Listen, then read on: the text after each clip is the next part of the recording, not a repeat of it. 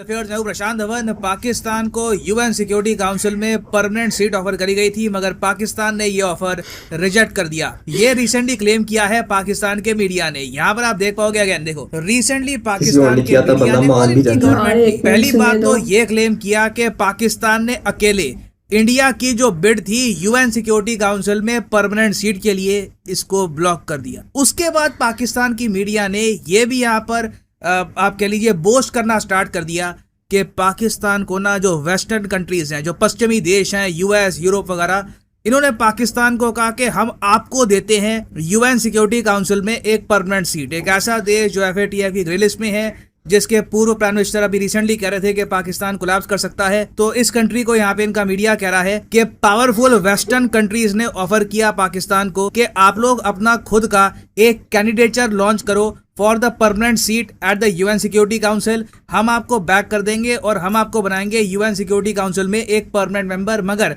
पाकिस्तान ने यहाँ पर मना कर दिया। अब यहाँ पर आप कहोगे ऐसा ऑफर कोई मना क्यों करेगा, इसका रीजन क्या है? तो पहली बात तो हम जानेंगे कि जेन्युइनली ऐसा ऑफर दिया भी गया हुआ है नहीं। फिर आगे यूएन सिक्योरिटी काउंसिल में क्या क्या हो रहा है ये भी हम डिस्कस करेंगे। बहुत कुछ आपको जानने को मिलेगा। मगर आगे बढ़ने से पहले आपसे एक क्वेश्चन पूछूंगा। प्रोजेक्ट 17 अल्फा बहुत न्यूज में आज के समय। बताना है आपको कि प्रोजेक्ट 17 अल्फा आखिर है क्या। ऑप्शन ए, क्या ये एक स्टेल्थ फ्रिगेट है? ये क्या ये एक नेवी की वॉरशिप है, इंडियन नेवी की? क्या ये कोई इसरो का नया लॉन्च व्हीकल? क्या ये रशिया का नया मिसाइल है? या फिर क्या ये इजराइल का नया मिसाइल डिफेंस सिस्टम है? कमेंट सेक्शन में करिए उत्तर। सही आंसर मैं आपको दूंगा वीडियो के अंत में। ना, यूनाइटेड नेशन सिक्योरिटी काउंसिल के बारे में आप बचपन से सुनते आ रहे होंगे कि इसका विस्तार होना चाहिए। बहुत लिमिटेड कंट्रीज हैं, गिनती के सिर्फ 5 कंट्रीज आपको मिलेंगे जो परमानेंट मेंबर हैं यूएन सिक्योरिटी काउंसिल में। अब आज के समय आप इतने बड़े हो चुके हो, आज तक यूएन सिक्योरिटी काउंसिल का विस्तार नहीं हुआ। अब ये बात रिसेंटली यूएन जनरल असेंबली जहां पर 193 कंट्रीज हैं, इसके जो प्रेसिडेंट है अब्दुल्ला शाहिद, जो मालदीव्स को बिलोंग करते हैं, इन्होंने ये कहा कि यूएन सिक्योरिटी काउंसिल का विस्तार कब करोगे?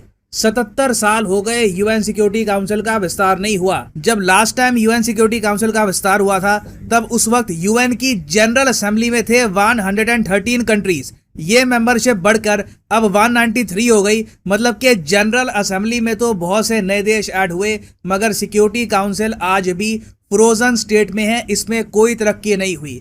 और इंडिया ने भी यहाँ पर कहा कि लग रहा है कि अभी 75 इयर्स और लग जाएंगे यूएन सिक्योरिटी काउंसिल के रिफॉर्म में। ये ऑफ कोर्स इंडिया ने ताना देते हुए कहा है, हम लिटरल सेंस में यहाँ पर नहीं कह रहे कि 75 इयर्स लगेंगे। मगर जैसे ही इंडिया की ये स्टेटमेंट आई कि अभी तो आप यहाँ पर रिफॉर्म करने को तैयार ही नहीं है, कब रिफॉर्म करोगे, पाकिस्तान ने इस स्टेटमेंट पे जंप कर दिया। और यहाँ पर आप देख पाओगे पाकिस्तान के जो विदेश मंत्री हैं बिलावल भुट्टो जरदारी, इन्होंने ये ट्वीट कर दी कि पाकिस्तान ने इंडिया का जो अटेम्प्ट था परमानेंट सीट पाने का यूएन सिक्योरिटी काउंसिल में, इसको ब्लॉक कर दिया, इसको थ्वाट कर दिया। मतलब कि पाकिस्तान ने इंडिया को रोक दिया है। और इन्होंने यहाँ पर इस टाइप के जो ये आर्टिकल है, जो मैंने आपको वीडियो की स्टार्टिंग में दिखाए थे, ये भी शेयर किए लोगों को बताने के लिए कि किस तरीके से पाकिस्तान पिछले 7 दशकों से लगातार साउथ एशिया को पीछे रख रहा है। और आज भी जिस काम के लिए ब्रिटिशर्स ने पाकिस्तान को बनाया था, पाकिस्तान वो काम प्रॉपरली कर रहा है। और इसके अलावा पाकिस्तान के जो कई मेंबर ऑफ पार्लियामेंट है, इन्होंने ये भी यहाँ पर ऐड किया कि डिप्लोमेटिक फ्रंट में ये पाकिस्तान की बड़ी जीत है।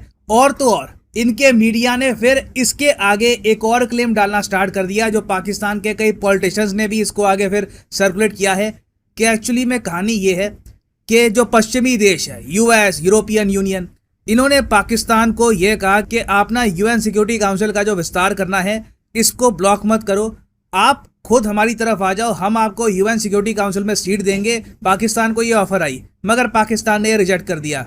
अब ये जो बातें हैं, मुझे लग रहा है कि इमरान खान ने रात को ये 7 बजे के बाद ये आर्टिकल लिखा होगा, बट ऑब्वियसली इमरान खान ने आर्टिकल लिखा नहीं हुआ, बट लग ऐसी रहा है क्योंकि रियलिटी में ऐसा कुछ भी नहीं हुआ। कोई भी इंटरनेशनल मीडिया, कोई भी रिपोर्ट इस क्लेम को सपोर्ट नहीं करती कि पाकिस्तान को पश्चिमी कंट्रीज ने यूएन सिक्योरिटी काउंसिल की सीट ऑफर करी थी। खैर, पाकिस्तान का मीडिया अपनी तरफ से ये क्लेम कर रहा है।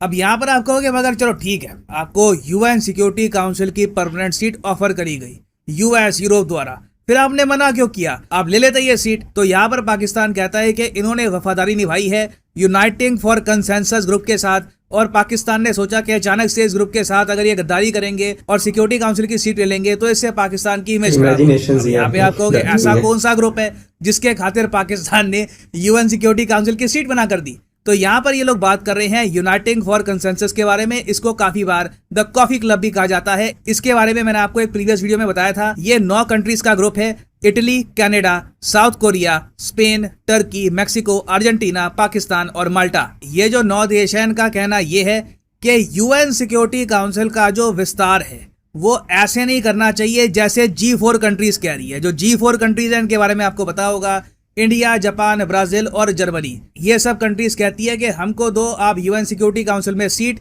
वीटो पावर के साथ।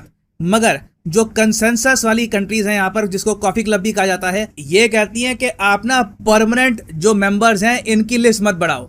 यूएन सिक्योरिटी काउंसिल में जो नॉन परमानेंट मेंबर है, आपको पता होगा यूएन सिक्योरिटी काउंसिल में ये तो स्थायी मेंबर हो गए, उसके अलावा 10 होते हैं अस्थायी मेंबर। ये 2-2 साल के लिए बनते हैं यूएन सिक्योरिटी काउंसिल में मेंबर्स।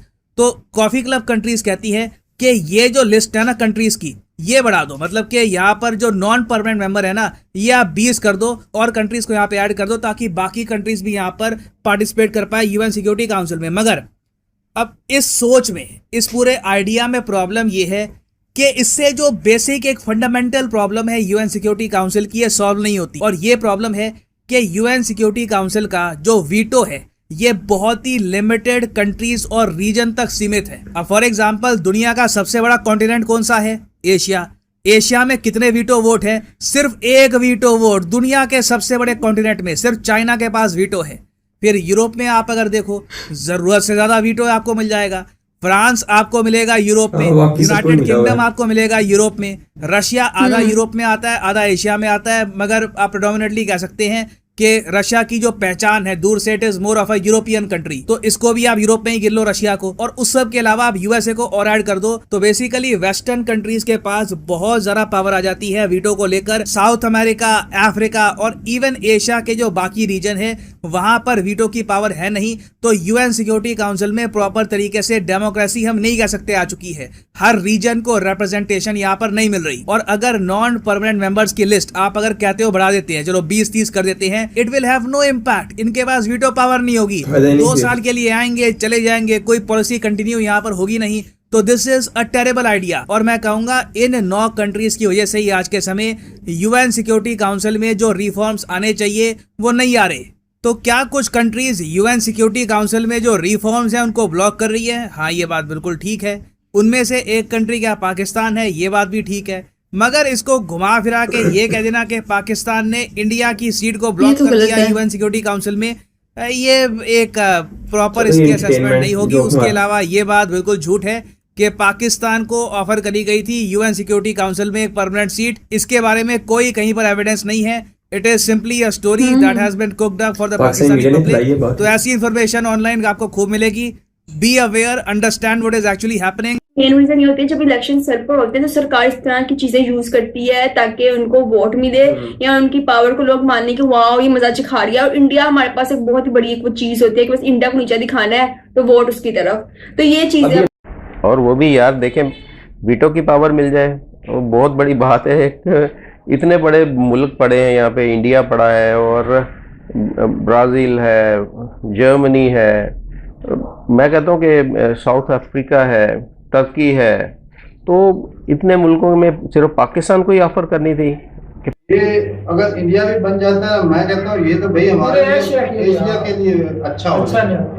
अब सारी जिंदगी जो है वो उनके पीछे लगने से अच्छा है कि भाई अपने ही कोई हो जाए तो बहुत है ही नहीं।